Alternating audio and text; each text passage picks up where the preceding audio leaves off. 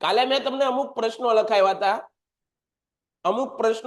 હતા કે ભાઈ તમે જ્યારે ચેપ્ટર વાંચવા બેઠો, તમે જ્યારે કોઈ ચેપ્ટરને રિવિઝન કરવા બેઠો છો ત્યારે આ પ્રશ્નોની સામે રાખો અને ટોપિક વાંચતા જાવ. એક ટોપિક પૂરો થાય, દાખલા તરીકે મેં શાસ્ત્રીય નૃત્ય ઉપાડ્યા તો આ બધા શાસ્ત્રીય નૃત્ય પાકા થઈ જાય, ક્લિયર થાય, પછી ડન કરો, પછી બીજો પ્રશ્ન ઉપાડો, જડતર કામ. એવી રીતે એક પ્રશ્ન તૈયાર કરો, પછી એવું લાગે તો મોઢે લખો. એકવાર મોઢે લખશો ને એટલે વિદ્યાર્થી મિત્રો તમારો કોન્ફિડન્સ આવી જશે. તમે એકવાર ટ્રાય તો કરો, પછી મને કહેજો સાહેબ નહીં તમે જે વાત કરો છો એ બહુ સાચી વાત છે, તમે જ મને કહેશો. બરોબર? તો આ બધા પ્રશ્નો તમને બધાને આવડવા જોઈએ. જુઓ ફરીવાર આખા પ્રશ્નોનું તમને વ્યવસ્થિત માર્ગદર્શન આપી દીધું છે. જે ચેપ્ટર શરૂ કરીએ છીએ એના પહેલા પ્રશ્નો લખાવું છું, બરોબર, અને પછી ચેપ્ટરને ભણાવીએ છીએ. ત્યારબાદ જુઓ આ બધી વસ્તુ, સંગીતના ગ્રંથો, અમીર ખુશરો વિશે પરિચય, ભવાઈ વિશે ટૂંક નોંધ, બરોબર, આ વિશે આપણે ચર્ચા કરી. આગળ જોઈ લો. જે કાંઈ પણ શબ્દો સમજાવવાના કીધા એમાં કયા કયા, તો કે ભાઈ કુમીન છે, ગર્ભદીપ, ગરબો, બેવડી, આ શબ્દો એક એક માર્કમાં પૂછાય તો આપણને આવડવા જોઈએ. બરોબર? તો આ બધી વિદ્યાર્થી મિત્રો તમે ખાસ ચર્ચા કરજો. આ યાદ રાખજો. મેં તમને કદાચ ગરબાના પિતા ને એવું પણ લખાયું હતું. આગળ જોવા જોડકા આપણે જોડાયા હતા. જો અહીંયા મેં તમને કીધું હતું ગરબો અને ગરબી વચ્ચેનો તફાવત પણ કાલ સમજાયો હતો કે ભાઈ ગરબો છે ને એ બેનો લેતી હોય અને ગરબી છે એ ગામડાઓની અંદર, આજે તો બહુ જોવા નથી મળતું, આજે કોક ગામડાની અંદર આ ગરબી પુરુષો લે. પુરુષો માતાજીની મૂર્તિ મૂકે, છુબી મૂકે અને એની ફરતે ફરતે ગરબી લેતા હોય પુરુષો, તાલની અંદર. એને ગરબી કહેવાય. ગરબીના પિતા પૂછે તો દયારામ, ભક્ત કવિ દયારામ ઓળખાય, અને ગરબાના પિતા પૂછે તો વલ્લભ મેવાડો. આ તમારા જાણવા માટે, કદાચ પરીક્ષામાં પૂછાય તો તમારે ગભરાવાનું છે નહીં. બરોબર? આગળ જોઈએ. પછી આપણે બધા પ્રશ્નોની ચર્ચાઓ કરી હતી. ફરીવાર પાટણના પટોળા વિશે. તમને પાટણના પટોળામાંથી કેવા કેવા પ્રશ્ન પૂછાય વિદ્યાર્થી મિત્રો એકદમ બરોબર યાદ રાખજો. એક તો ખાલી સીધો પ્રશ્ન પૂછાય, પાટણના પટોળા વિશે સમજાવો. બીજો પ્રશ્ન તમને શું પૂછે, બેવડ ઇક્ત વણાટ કામ વિશે સમજાવો. હું સમજાવવાનું કે બેવડ ઇક્ત વણાટ કામ વિશે સમજાવો. વણાટ કામ. તો આ પણ યાદ રાખજો. બેવડ ઇક્ત શબ્દ આવે એટલે કોના સાથે સંબંધિત છે? પટોળા સાથે. કોના સાથે વિદ્યાર્થી મિત્રો? એકદમ બરોબર યાદ રાખજો, પટોળા સાથે સંબંધિત શબ્દ છે.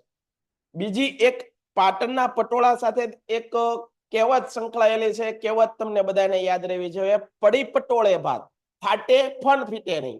હું કીધું? પડી પટોળે ભાત ફાટે પણ ફીટે નહીં. કદાચ એક લુગડું છે, એક કપડું છે, એ ફાટી જાય છે પણ એનો રંગ ક્યારેય ઝાંખો થાય નહીં. એમ આપણા જીવનના રંગો પણ આપણે એવા સજાવવાના છે વિદ્યાર્થી મિત્રો કે જ્યાં સુધીમાં ભગવાને આપણું આયુષ્ય આપ્યું છે, જ્યાં સુધી આપણી ઉંમર નક્કી કરી છે, ત્યાં સુધી આપણો રંગ છે એ ઝાંખો થવો જોઈએ નહીં. મા બાપના સંસ્કાર છે એ ઝાંખા થવા જોઈએ નહીં.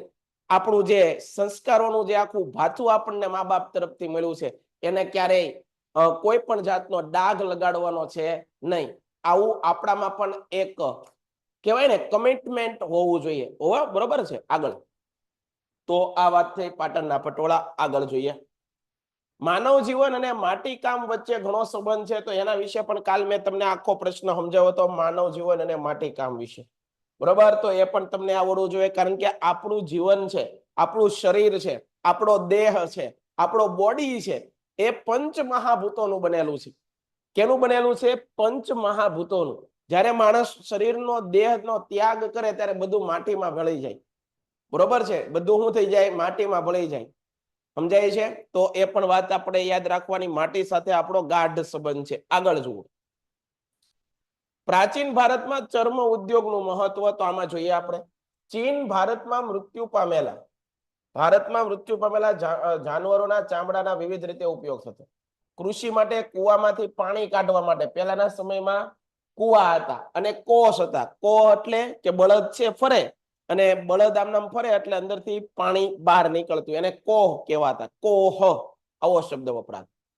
તો કૃષિ માટે કુવામાંથી પાણી બહાર કાઢવા માટે કોસ અને પાણીના મશકો, પખાલોમાં ચામડાનો ઉપયોગ થતો હતો. હવે વિદ્યાર્થી મિત્રો, આજે આ બધા શબ્દો છે એ તમારા માટે નવા છે, કારણ કે આજની પેઢીએ આવી વસ્તુ જોઈ નથી, એટલે તમને અઘરું પડે. પાણીની મશકો છે, પખાલો છે, આ બધા સાધનો છે પાણી કાઢવાના. બરોબર, એટલે તમને સમજાય નહીં.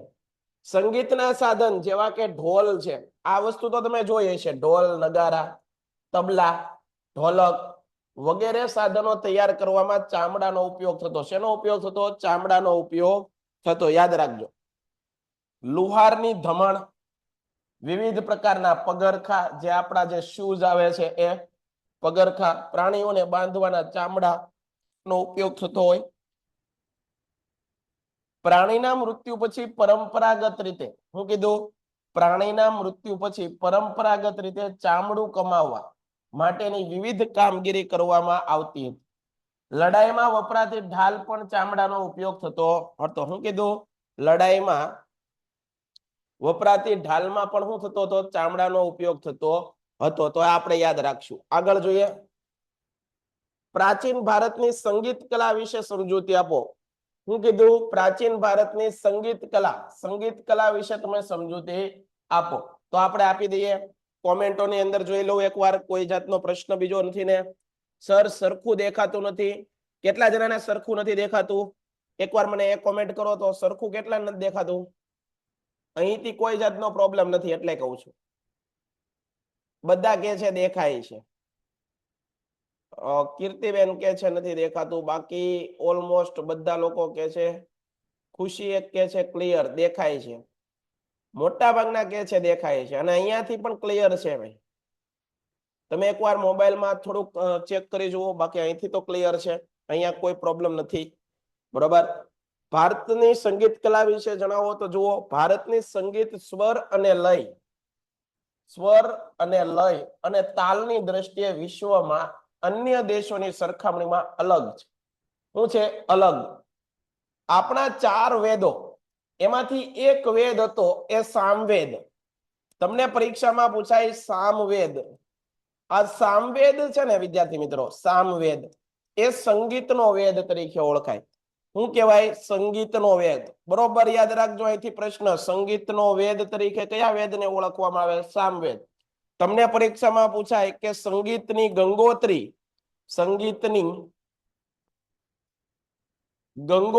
અથવા તો એમ પૂછાય સંગીતની ગંગા તરીકે કયો વેદ ઓળખવામાં આવે? સામવેદ. તમે વિદ્યાર્થી મિત્રો ઘણીવાર માતાજી, આપણા જે સ્કૂલ હોય એની અંદર સરસ્વતી માનું પેન્ટિંગ હોય ને, સરસ્વતી માનું મૂર્તિ. તો સરસ્વતી માના ખોળાની અંદર જે ગ્રંથ હોય, માતાજીના સરસ્વતી માના ખોળાની અંદર, સરસ્વતી માના ખોળામાં જે ગ્રંથ હોય છે એ કયો ગ્રંથ હોય છે? આ સામવેદ હોય. ખોળામાં કયો ગ્રંથ હોય છે? સામવેદ. કયો? સામવેદ. સામવેદ એટલે મધુર સંગીતનો વેદ. આપણા શાસ્ત્રોમાં એવું ક્યારેય કીધું નથી કે ભાઈ સંગીત ન સાંભળો. સંગીત આરોગ્ય પ્રધાન છે, સ્વાસ્થ્ય માટે સારું છે, પણ સારું સંગીત સાંભળો તો. બરોબર છે? કોઈકના કાનના પડદા ફાડી નાખો એવું સંગીત સાંભળવાનું નહીં.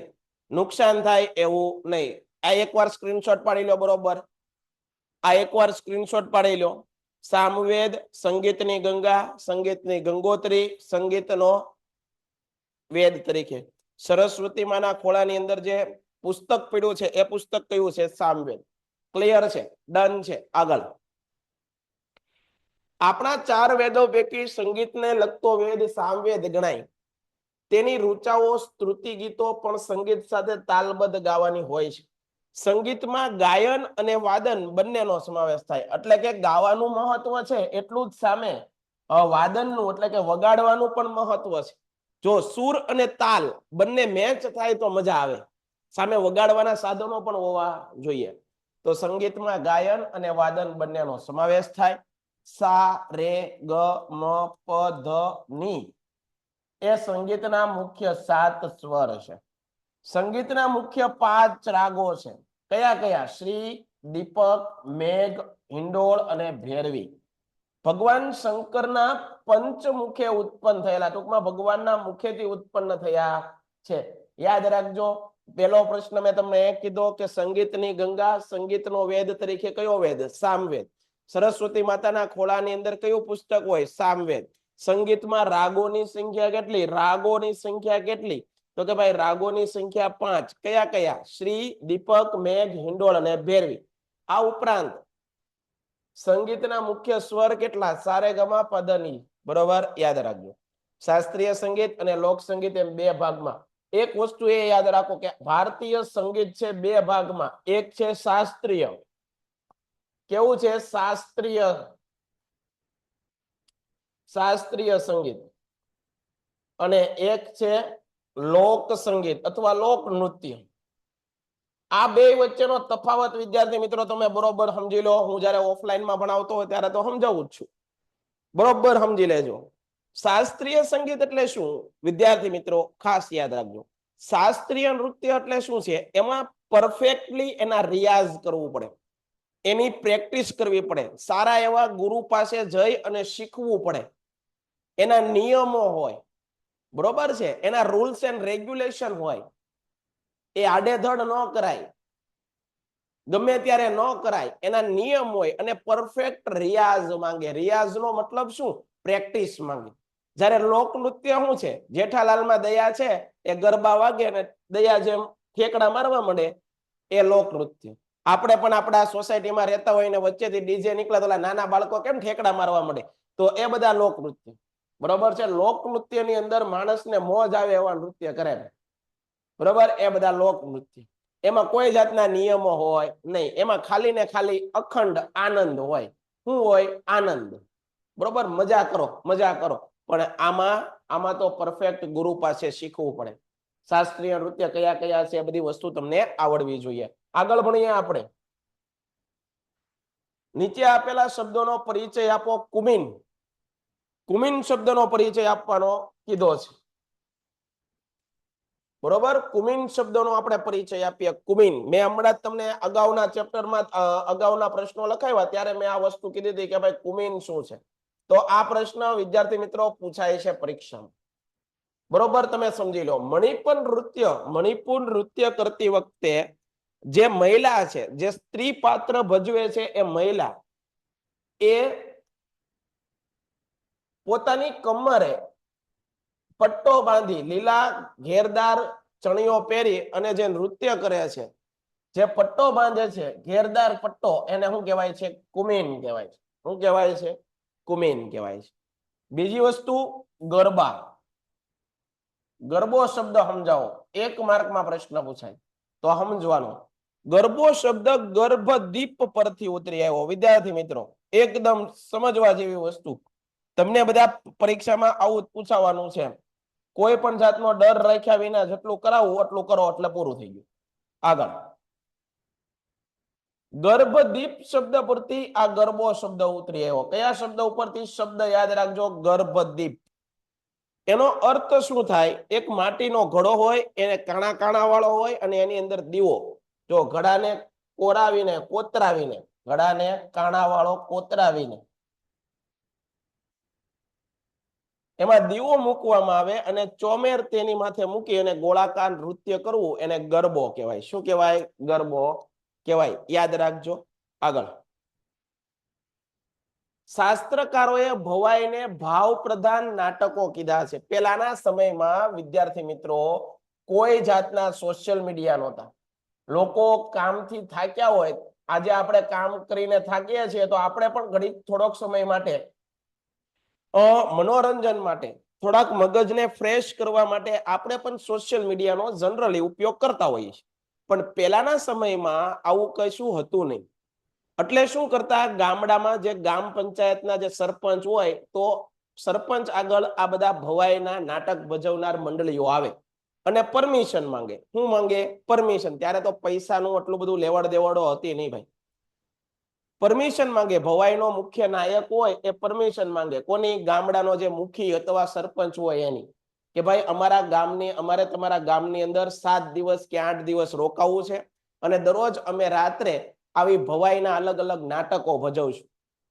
પછી સરપંચ છે એ હા પાડે અને પછી શું છે, ગામના લોકો પૈસા નહોતા ત્યારે વિદ્યાર્થી મિત્રો, પૈસાની બદલે હું જેના ખેતરમાં જે થતું હોય એ બધું દે. મજા આવે તો કોક અનાજ આપે, કોકને આગળ પૈસા હોય તો પૈસા પણ આપે. બરોબર, ચોખા છે, ઘઉં છે, આવી બધી વસ્તુ આપે અને 7 દિવસ રહે અને લોકોને મનોરંજન કરાવે. પછી એ ગામ છોડીને બીજા ગામમાં જાય. આવી રીતે લોકોનું મનોરંજન થતું. પહેલાના સમયમાં કોઈ પણ જાતના બીજા કોઈ માધ્યમ હતા નહીં, સમજાય છે? તો લોકો ત્યારે પણ કામ કરતા, આપણી કરતા ડબલ 4 ગણું કામ કરતા. તો એને પણ થાક લાગતો હોય, એને પણ મનોરંજનનું કંઈક સાધન તો હોવું જોઈએ ને. તો ભાવ પ્રધાન નાટક અને સરસ મજાની ભવાઈ મંડળીઓ આજે પણ અમુક અમુક ગામડાઓની અંદર કંઈક કંઈક રહ્યું છે, બાકી હવે ઓછું થઈ ગયું. ભવાઈની અંદર તમને મજા આવે વિદ્યાર્થી મિત્રો, સરસ મજાના પાત્રો ભજવે છે, બરોબર છે? તો એ જોવા જેવું છે. ભવાઈ એ અસાયત ઠાકર, ભવાઈના પિતા તરીકે કોને ઓળખવામાં આવે? તમને મેં ગરબાના પિતા કીધા, ગરબાના પિતા કીધા, એ ઉપરાંત મેં તમને ગરબીના પિતા પણ કીધા, ગરબીના પિતા પણ કીધા. તો સાહેબ તમે અમને આ ભવાઈના પિતા તો કયો, તો કે ભાઈ એના પણ કહીએ. ભવાઈના પિતા તરીકે કોને ઓળખવામાં આવે? અસાયત ઠાકર. બધા લખી નાખો, અસાયત ઠાકર. ભવાઈના પિતા તરીકે કોને ઓળખવામાં આવે? અસાયત ઠાકર. ફટાફટ જોઈએ. ગરબાના પિતા તરીકે કોણ? તો ગરબાના પિતા તરીકે વલ્લભ મેવાડો. વલ્લભ મેવાડો, બરોબર? પાવલી લઈને હું તો પાવાગઢ ગઈ હતી, પાવાગઢ વાળી મને દર્શન દે, નહીં તો મારી પાવલી પાછી દે. વિદ્યાર્થી મિત્રો, કેવું સરસ મજાનો ગરબો. ભગવાને આ માણસો કેવા કહેવાય, ભગવાન આગળ પણ કેવી વાત કરે છે, પાવલી લઈને હું પાવાગઢ આવું, પણ પાવાગઢ વાળી મને દર્શન ન દે તો મને પાવલી પાછી આપી દે.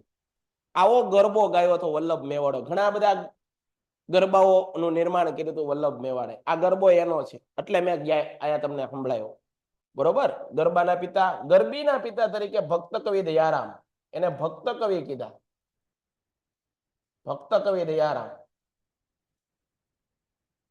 રસિક વલ્લભ, ભક્તિ પોષણ, ભક્તિવેલ, રૂકમણીના વિવાહ, સત્યભામાના વિવાહ, અજામી લાખ્યાન, દાણ ચાતુરી, પ્રેમરસ ગીતા, કૃષ્ણ નામ મહાતવ્ય, શોભા સલુણા, શ્યામની, શ્યામ રંગ સમીપે, કૃષ્ણ લીલા, પ્રેમ પરીક્ષા, આવા તો કેટલા બધા ગરબીઓની રચનાઓ કરી. આટલા માટે ગરબીના પિતા કહેવાય. આમ નામ કોઈ તમને ઉપમા ન મળે.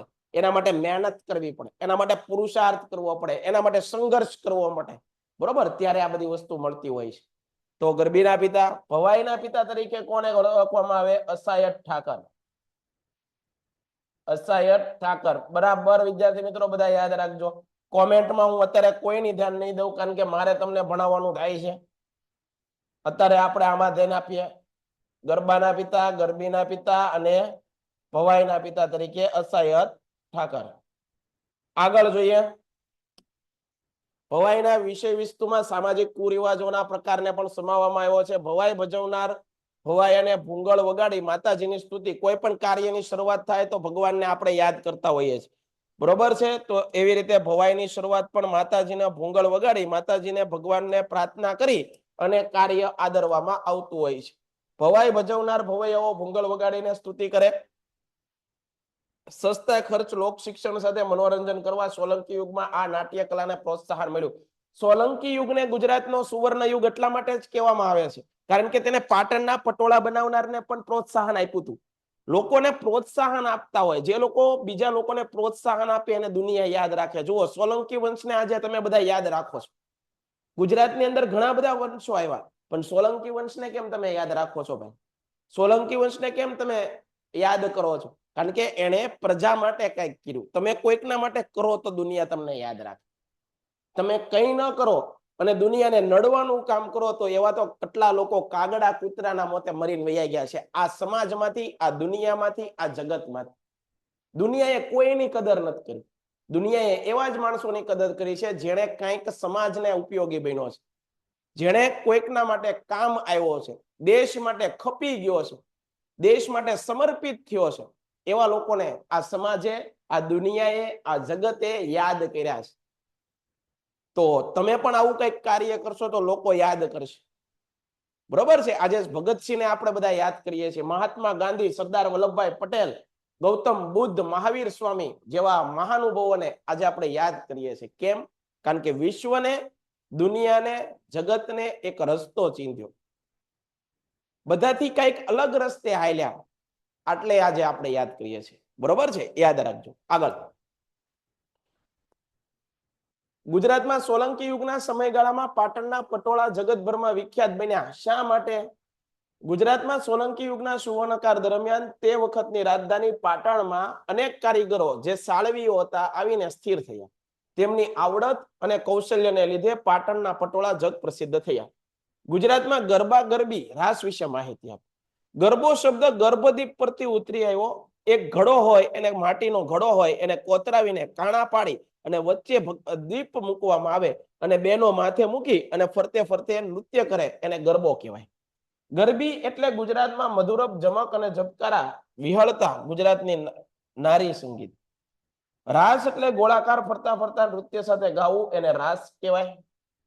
સંગીત રત્નાકર, મેં તમને કીધું હતું વિદ્યાર્થી મિત્રો, સંગીતના ગ્રંથો બધા પાકા કરવાના છે, બરોબર પાકા કરવાના છે. આપણે ઓફલાઈન વિદ્યાર્થીઓને તો બધું લખાવી દીધેલું છે. આ બીજા ચેપ્ટરોનું બધું લખીને તૈયાર કરાવડાવ્યું છે. હવે એ લોકોએ પાકી બુક બનાવી છે, ફેર બુક બનાવી છે, તો બધાને કામ લાગશે. બરોબર છે. પંડિત સારંગદેવે સંગીત શાસ્ત્રના તજજ્ઞ ગણાય, તેને સંગીત રત્નાકરની રચના કરી. તો તમને રત્નાકર ગ્રંથની રચના કોણે કરી? સારંગદેવ. કોણે? સારંગદેવ. તો પેલા તો એ ગ્રંથની રચના કોણે કરી એ આપણને આવડવું જોઈએ. ત્યારબાદ જુઓ આગળ, તેઓ દૌલતાબાદ દેવગીરીના વતન હોવાથી ઉત્તર ભારત દક્ષિણ ભારતના સંગીતની સુમાહિતગાર હતા. સંગીત રત્નાકર ગ્રંથ સંગીતના અંગો સમજવા માટે બે નમૂન છે. શું કીધું? આ ગ્રંથ તમને શું સમજાવશે? તો કે ભાઈ આ ગ્રંથની અંદર સંગીતના અંગો સમજવાની માહિતી. સંગીતના કેટલા અંગો? સંગીતના અંગો સમજવા હોય તો આ ગ્રંથ તમને બધાને ઉપયોગી બનશે, જેને સંગીત વિશે માહિતી લેવી હોય એ. સંગીત રત્નાકર ગ્રંથને ભારતીય સંગીતનો સૌથી વધુ પ્રમાણભૂત એટલે શું ભાઈ? બરોબર છે. પ્રમાણભૂત એટલે શું? ખાતરીબંધ ગ્રંથ. બરોબર, સ્વીકૃત થયેલો પ્રમાણભૂત ગ્રંથ માનવામાં આવે છે. તો તમને એવો પ્રશ્ન પૂછાય કે સંગીતનો સૌથી પ્રમાણભૂત ગ્રંથ, સંગીતનો સૌથી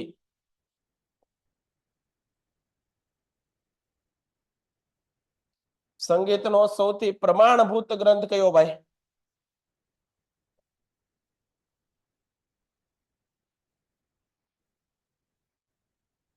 સંગીતનો સૌથી પ્રમાણભૂત ગ્રંથ કયો છે? તો સંગીત રત્નાકર. કેવો ગ્રંથ? સંગીત રત્નાકર. બરોબર છે.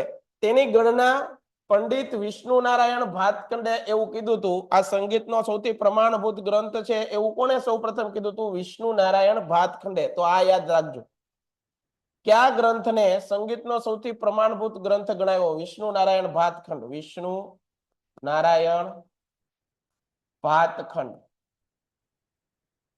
બરોબર. તો આ તમારે બધાએ યાદ રાખવાનું છે. સર ટેબલ આઈએમપી પ્રશ્ન ભણાવો છો? તમે આઈએમપી પ્રશ્ન ભણાવો છો? હા. તનવીર શેખ, હાય. હાલો સર,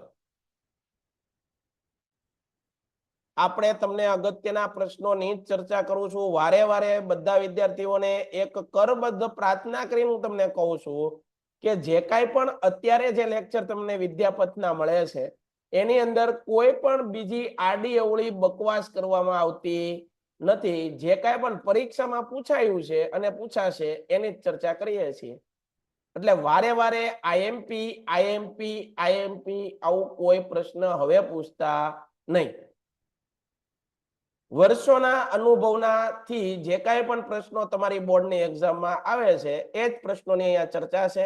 કોઈ પણ જાતના આડા અવળા પ્રશ્નો અહીંયા મૂક્યા નથી. તો આ બધા વિદ્યાર્થી મિત્રો એક થોડીક તમને બધાને રિક્વેસ્ટ કરીને કહું છું, વારે વારે એકની એક કોમેન્ટ કોઈ કરતા નહીં.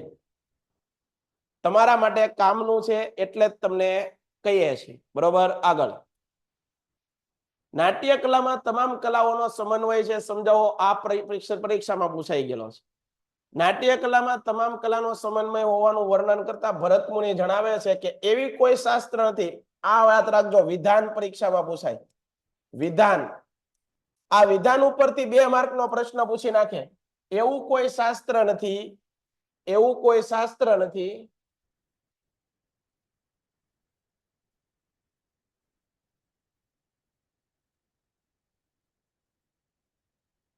બધા ધ્યાન અહીંયા આપજો. અહીંથી તમને પ્રશ્ન 2 માર્કનો પૂછાશે.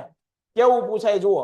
એવું કોઈ શાસ્ત્ર નથી, એવું કોઈ શિલ્પ નથી, એવી કોઈ વિદ્યા નથી કે એવું કોઈ કર્મ નથી જે નાટ્ય કલામાં ન હોય. સમજાવો. 2 માર્કમાં પ્રશ્ન. આ વિધાન અથવા આ પંક્તિ મૂકીને તમને પ્રશ્ન પૂછી લે. તો તમારે શેના વિશે લખવાનું? નાટ્ય કલા વિશે લખવાનું. પહેલો જ પોઈન્ટ એ લખવાનો કે નાટ્ય કલાના પિતા અથવા નાટ્ય શાસ્ત્રના પિતા તરીકે ભરત મુનિને ઓળખવામાં આવે છે. ભારતીય નાટ્ય કલાની વિશેષતા મનોરંજન સાથે સંસ્કાર છે. એમાં મનોરંજન તો છે, પણ સાથે સાથે આપણા નૈતિક મૂલ્યો, આપણા સંસ્કારો એનું વર્ણન છે. એટલે આપણા માટે કામનું. નાટકનું સંચાલન કરનાર સૂત્રધાર રમૂજ વડે આનંદ આપતા વિદૂષકની જોડી સાથે નાટક ભારતની નાટ્ય કલામાં આગવી વિશેષતા ગણાય. નાટ્ય લેખન અને મંચન દ્વારા રંગમંચ ઉપર દ્રશ્ય શ્રાવ્ય અને અભિનય ત્રિવેણી સંગમ સાથે અબાલ વૃદ્ધો દરેકને મનોરંજન અને લોક શિક્ષણ કરતી એક ભારતની પ્રાચીન કલા છે. ભરત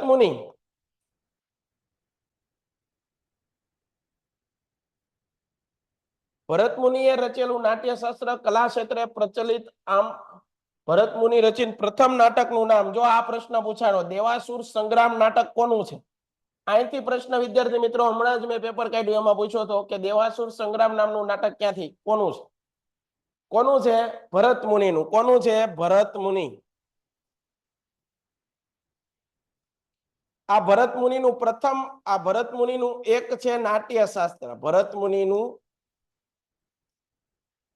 નાટ્ય શાસ્ત્ર, અને એક છે દેવાસુર સંગ્રામ. શું છે? દેવાસુર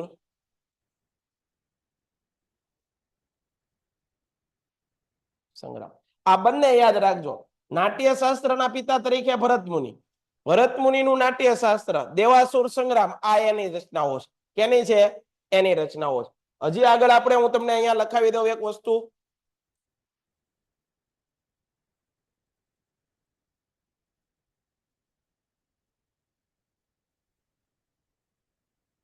ફરીવાર વિદ્યાર્થી મિત્રો, એક ને એક પ્રશ્ન હું 4 વખત રિપીટ કરાવું તમને, અને હવે ન આવડે તો એ ભૂલ આપણી.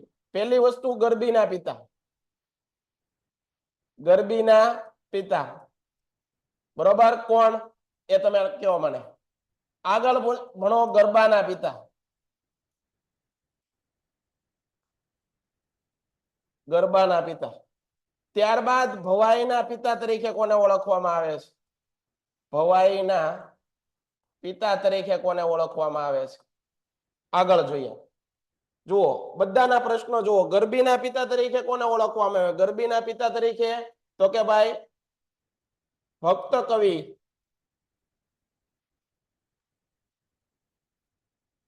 દયારામ. ગરબાના પિતા તરીકે કોને ઓળખવામાં આવે? વલ્લભ મેવાડો.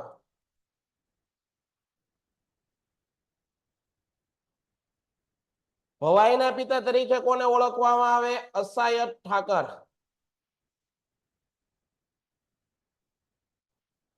અસાયત ઠાકર ક્યાંના હતા વિદ્યાર્થી મિત્રો? તો એ પણ આપણને આવડવું જોઈએ. ક્યાંના હતા? પાટણના હતા. ક્યાંના હતા? પાટણ.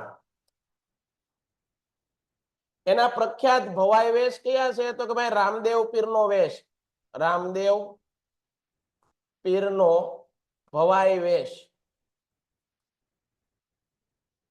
આ સૌથી પ્રખ્યાત છે, જેને આપણે આખ્યાન કહીએ છીએ. પ્રખ્યાત. પછી કજોડાનો વેશ. કજોડાનો વેશ બરોબર. અને ઝુંડા ઝૂલણનો વેશ.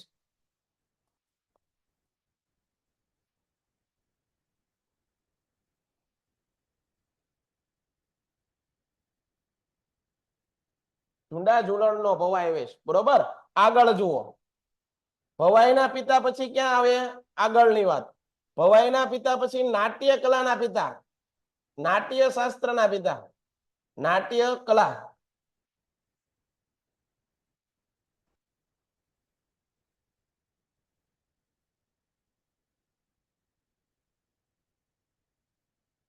નાટ્ય કલાના પિતા કોને ઓળખવામાં આવે? તો યાદ રાખજો, નાટ્ય કલાના પિતા તરીકે કોને ઓળખવામાં આવે? ભરત મુનિને. કોના? કયા મુનિને? ભરત મુનિ.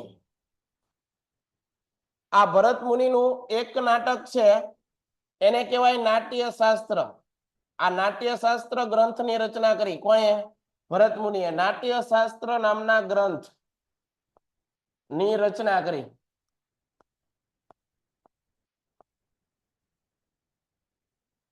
આજ ભરત મુનિએ એક નાટક, પ્રથમ નાટક હતું એ દેવાસુર સંગ્રામ હતું. પ્રથમ નાટક.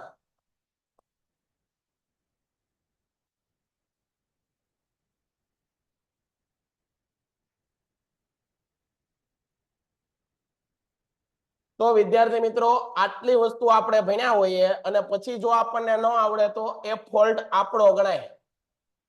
આમાં સાહેબ કાંઈ કરીએ કે નહીં. હવે પ્રશ્નની તૈયારી તમારે કરવાની છે. હજી પણ તોય છતાં કોમેન્ટમાં કોઈક પૂછે આઈએમપી આપો સર. આ બધું આઈએમપી છે વિદ્યાર્થી મિત્રો. આની બહારનું કશું પૂછાવાનું નથી. એકવાર સ્ક્રીનશોટ ઝડપથી પાડી લ્યો એટલે મારે આગળ તમને ભણાવવું છે. ફટાફટ, સમય થોડોક આપણે આગળ ઓછો છે અને ઘણા ચેપ્ટર કરવાના છે, છતાં હું સમય લઉં છું.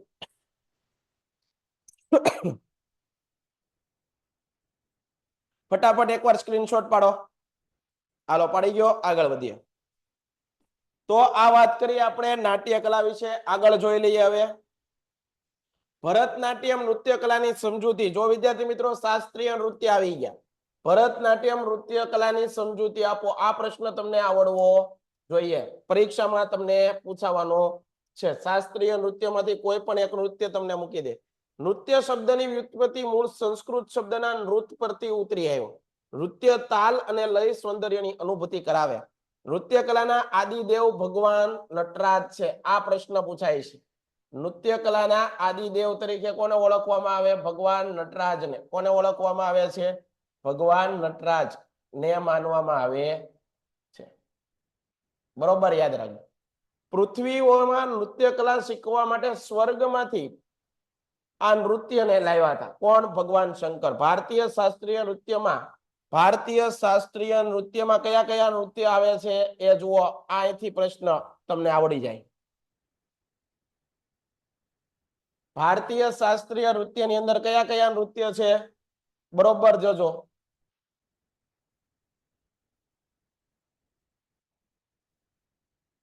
ભારતીય શાસ્ત્રીય નૃત્યમાં ભરતનાટ્યમ, કુચીપુડી, કથક, કથકલી, ઓડિસી અને મણિપુરી નૃત્ય છે. તો આ તમને આવડવું જોઈએ વિદ્યાર્થી મિત્રો. બરોબર. આમાંથી તમને એક તો પ્રશ્ન પૂછાય, નૃત્ય કલાના આદિદેવ તરીકે નટરાજ. શાસ્ત્રીય નૃત્ય કયા કયા છે? તમને વિકલ્પની અંદર પૂછાય કે નીચેનામાંથી કોનો સમાવેશ શાસ્ત્રીય નૃત્યમાં થતો નથી? તો ભરતનાટ્યમ નો થાય. કુચીપુડી નો થાય, હા. કથકલી, કથક, ઓડિસી, મણિપુરી આ બધા નો થાય, હા થાય. ગરબા નો થાય? તો કઈ ગરબાનો ન થાય. સમજાય છે? આગળ. ભારતની એક કલા તરીકે કાષ્ઠ કલાનો પરિચય આપો. કઈ કલાનો પરિચય આપવાનો કીધો છે? કાષ્ઠ કલા. બરોબર સમજો. કાષ્ઠ કલાનો પરિચય આપવાનો કીધો છે. અથવા તો તમને પરીક્ષામાં એમ પૂછાય કે ભારતીય સંસ્કૃતિ પ્રાચીન સમયથી વૃક્ષ પ્રેમી રહી છે, તો એમાં પણ કાષ્ઠ કલા લખવાનું. આપણી સંસ્કૃતિના વિકાસમાં જંગલોનું સ્થાન છે. લાકડું શરૂઆતમાં બળતણ તરીકે, પછીના સમયમાં ઓજારો બનાવવા, મકાન અને ભવનોના બાંધકામમાં ઉપયોગ થતો. બરોબર. પહેલાના સમયમાં મકાનમાં પણ લાકડાનો બહુ ઉપયોગ. આજે પણ જૂના મકાનો હોય ને એની અંદર લાકડાઓ બહુ જોવા મળે. સાગ અને આ બધા લાકડાઓ ખાસ ઉપયોગ થતા, અને કિંમતી લાકડું પણ. આ ઉપરાંત લાકડાની મૂર્તિઓ, રમકડા, સોગઠા, અટારીઓ, ખુરશીઓ, સિંહાસન વગેરે તૈયાર કરવામાં કાષ્ઠકલા કોતરણીનો વિકાસ થયો. ગુજરાતમાં સંખેડાનું ફર્નિચર, લાકડાની હિંચકા અને ઈડરના રમકડા. જો અહીંથી પ્રશ્ન પૂછાય છે. બરોબર વિદ્યાર્થી મિત્રો. ગુજરાતમાં લાકડા પરનું કલાત્મક કોતરણી માટે કયું સ્થળ? બે પ્રશ્ન અહીંથી પૂછાય છે. ડાયો વિદ્યાર્થી આ રીતની તૈયારી કરે, અને એક છે ઈડરના રમકડા. બે પ્રશ્ન થયા વિદ્યાર્થી મિત્રો. બે પ્રશ્ન તમને અહીંથી મળી ગયા, એક એક માર્કના. અને આ પ્રશ્ન વારે વારે પૂછાણા. તો તમને આવું પૂછાય, ગુજરાતમાં લાકડા પરની કલાત્મક કોતરણી માટે, કલાત્મક કોતરણી માટે જાણીતું સ્થળ, જાણીતું સ્થળ, તો એની અંદર નામ શું આવે? સંખેડા. પણ તમને એમ કે લાકડાના રમકડા ક્યાંના વખ્યા? તમને એમ પૂછે લાકડાના રમકડા,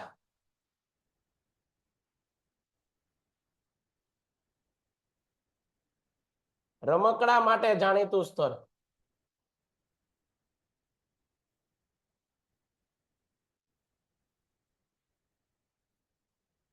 કયું આવે વિદ્યાર્થી મિત્રો? ઈડર. ઈડરિયો ગઢ સાબરકાંઠામાં આવેલું છે.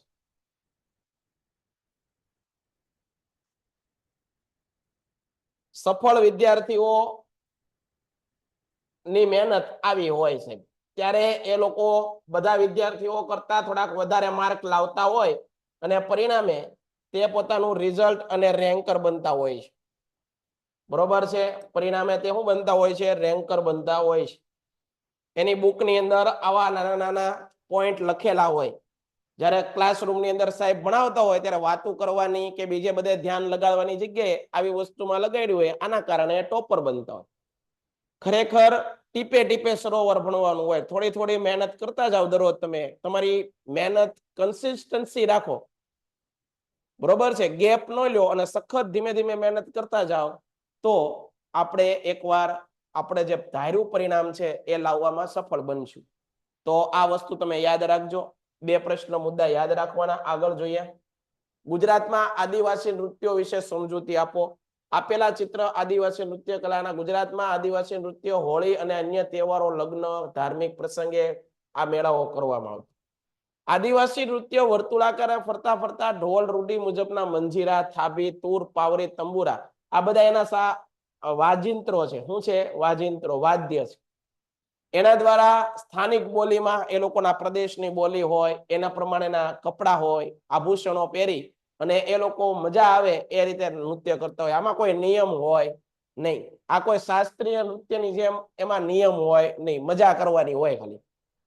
અને ખાસ કરીને તહેવારોના દિવસમાં આ બધા મજા કરતા હોય છે. ચાળો નૃત્યમાં મોર, ખિસકોલી. જુઓ, ડાંગના લોકો છે તો ડાંગ પ્રદેશ છે એ જંગલ વિસ્તાર છે, તો આ બધી પ્રજાઓ છે આદિવાસી છે. અને આદિવાસી પ્રજાઓ છે એ પ્રજાઓ આદિવાસી લોકો છે એનું જીવન કોની સાથે સંકળાયેલું છે? પર્યાવરણ અને પશુ પક્ષી સાથે. હા કે ના? તો આ લોકો છે પશુ પક્ષી સાથે તેનું જીવન આખું વણાઈ ગયેલું છે. એના સભ્ય છે એક જાતનું. તો એ લોકો આ નૃત્યની અંદર ચાળો, માળીનો ચાળો, ઠાકરીઓ ચાળો, આ બધા ચાળા કરી. ચાળો એટલે હું? કોપી કરવી. કોની કોપી કરે? તો કે ભાઈ પશુ પક્ષીઓ, જો મોરની, ખિસકોલીની, ચકલીની, પક્ષીઓની કોપી કરતા હોય એ રીતના નૃત્ય કરે. એને કેવા નૃત્ય કહેવાય? ચાળો નૃત્ય. કેવો? ચાળો નૃત્ય. ભીલ અને કોળી ઓમાં જે નૃત્ય વખતે જાડી લાકડી અને લાકડાના ટુકડા જડી અને જમીન ઉપર આમ અથડાવી, મોટી લાકડી હોય જાડી, અને એને આમ જમીન ઉપર અથડાવી તાલબદ્ધ રીતે એક સરખો અવાજ કરે અને એ નૃત્યને કહેવાય ટીપ્પણી નૃત્ય. કેવું? ટીપ્પણી. બે નૃત્ય સમજાવ્યા. એક ચાળા કરતા શીખવાડ્યું. ક્યારેય કોઈનો ચાળો કરાય નહીં. આપણે આમ યાદ રાખવાનું. ચાળો નૃત્ય. ચાળામાં કોના ચાળા કરે આદિવાસી લોકો? કોઈ બીજા વ્યક્તિના ન કરવાની જગ્યાએ ચાળા કરે નહીં. કોના કરે? એના જીવનની અંદર સંકળાયેલા જે પશુ પક્ષીઓ છે એ જે રીતે અવાજ કરતા હોય, એ જે રીતે નૃત્ય કરતા હોય એ રીતે પશુ પક્ષીના તાલે આ ચાળા નૃત્ય થાય. બરોબર? કોઈ માણસોના ચાળા કરતા નથી. યાદ રાખજો. નકર પાછા એમ કહેશો સાહેબે ચાળા કરતા શીખવાડે. સાહેબ આવું શીખવાડે નહીં. આગળ, ભીલ અને કોળી લોકો. બરોબર? સૌરાષ્ટ્રની અંદર ભીલ અને કોળી લોકોનું બહુ મોટું પ્રભુત્વ છે. તો ભીલ અને કોળી લોકોની મહિલાઓ છે એ મોટી લાકડી લે અને લાકડીને જમીન સાથે એક સરખી આમ કુંડાળામાં વર્તુળાકાર બધી બહેનો ગોઠવાઈ જાય અને લાકડી ઠપકારે જમીન સાથે અને એક પ્રકારનો અવાજ આવે, તાલ આવે તાલની અંદર. તો એ પ્રકારના નૃત્યને ટિપ્પણી નૃત્ય કહેવાય. કેવું? ટિપ્પણી. તો ટિપ્પણી નૃત્ય પણ તમને પરીક્ષામાં પૂછાઈ શકે, આવડી જશે. આગળ જોઈએ. કથકલી નૃત્ય વિશે સમજૂતી આપો. કથકલી કેરળ રાજ્યનું પ્રચલિત નૃત્ય ગણાય. વેશપૂજા ઘેરદાર સુંદર કપડાવાળી હોય છે. તેના પાત્રો ઓળખવા તેમના ચહેરા ઉપર વિશિષ્ટ ચિત્રામણ ને સમજવું પડે. આ કથકલી નૃત્ય શૈલીમાં નટ કલાત્મક મુકુટ ધારણ કરી અને રજૂઆત કરે છે. તેના દીવાનથી પ્રકાશિત રંગમંચ પર પડદા પાછળ આવી અને પોતાની સંગીતમય ઓળખ આપી ત્રણેય લોકના પાત્રોને ચહેરાના હાવભાવ અને હસ્તમુદ્રાથી સજીવ કરે છે. કથકલી શબ્દ પૌરાણિક મહાકાવ્ય, મહાભારતના પ્રસંગો અને સંસ્કૃત મલયાલમ મિશ્રિત નાટકો પાછળથી કથકલી આવો શબ્દ આવ્યો. આગળ જુઓ. ભારતીય ભરત ગૂંથણ કલાનો પરિચય આપો. મોહેન્જો-દડો હડપ્પાના ઉત્ખનન દરમિયાન મળેલી મૂર્તિઓ અને પૂતળાના વસ્ત્રો ઉપર પણ ભરત ગૂંથણના કામ જોવા મળે છે. સિંધુ સંસ્કૃતિના સમયમાં સિંધ, સૌરાષ્ટ્ર અને કચ્છના સ્ત્રી પુરુષોના વસ્ત્ર ઉપર ભરતકામ જોવા મળેલું. તેવી જ રીતે કાશ્મીરનું કાશ્મીરી ભરત પણ જાણીતું છે. દરેક પ્રદેશની એક ઓળખ હોય રીતે. ગુજરાતમાં આજે પણ બાંધણી અને તેના ઉપરની પરંપરાગત શૈલીવાળી હાથી પૂતળી, ચોપાટ, પક્ષીઓ, કળશ વગેરેની સુંદર ડિઝાઇનો એટલે જાણીતા સ્થળોમાં જામનગર, જેતપુર, કચ્છ, ભુજ, માંડવી પ્રખ્યાત છે. ગુજરાતમાં કચ્છ, સૌરાષ્ટ્ર વગેરે પ્રદેશની સ્ત્રીઓ ગૃહ વ્યવસાય તરીકે કપડા ઉપર છપાઈ અને ભરત ગૂંથણ નું કરે છે. બરોબર. તો આજ પૂરતું આપણે આટલું રાખીએ. ફરીવાર પાછા કાલે જ્યાં આપણે અટક્યા છીએ ત્યાંથી જ બરોબર આજે ભરત ગૂંથણ સુધી આપણે અભ્યાસ કર્યો. બરોબર છે. કાલે અહીંથી જ આપણે આગળ ચાલશું. બરોબર છે. તો આટલી વસ્તુ તમે તૈયાર કરી રાખજો. ચાલો, જય હિન્દ.